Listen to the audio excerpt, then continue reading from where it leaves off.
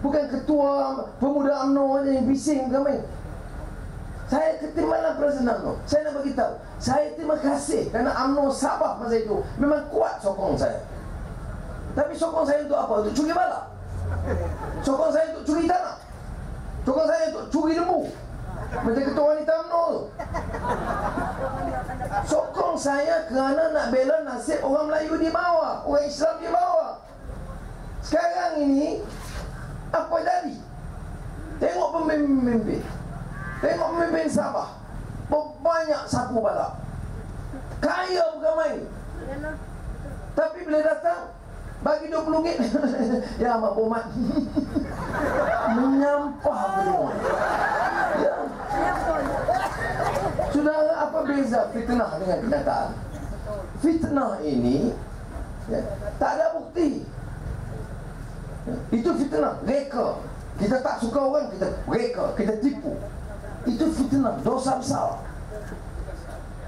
Tuduhan ini macam lembu. Siapa boleh nafi? Mana saya tahu bila saya bawa di parlimen, saya cabar di parlimen, saya kata kamu pemimpin UMNO ada di parlimen UMNO termasuk Kota Belud ni, gam Melayu. Mana kamu berani cakap? Berapa kamu biar duit peniaga, penternak lembu yang miskin keluarga menteri ambil? Bangun, saya kata kalau berani. Dulu ya, balik di Kota Belud maki saya. Di parlimen berdepan tak berani bangun.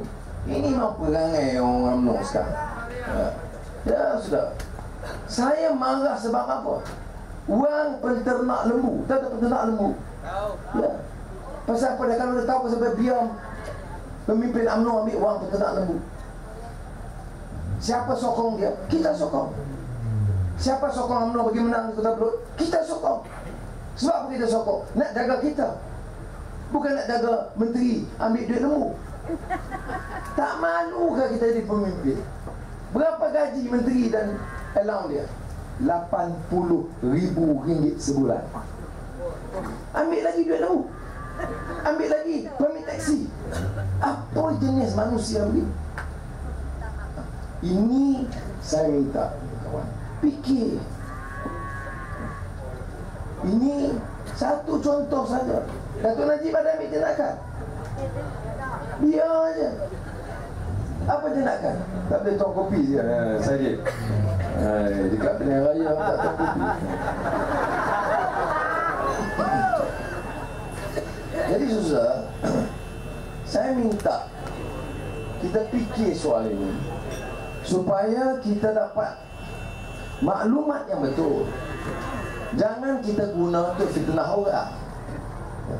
Kita guna kalau ada fakta. Mana saya tahu 256 juta ringgit yang diambil oleh keluarga Ketua Wanita UMNO Shahrizal.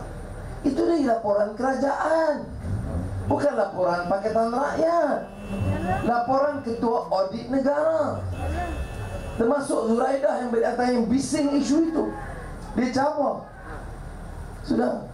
Ini kenyataan dia. Saya minta kawan-kawan, terima kasih.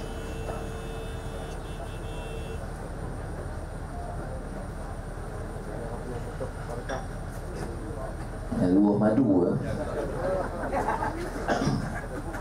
special macam Kota Belud punya kopi.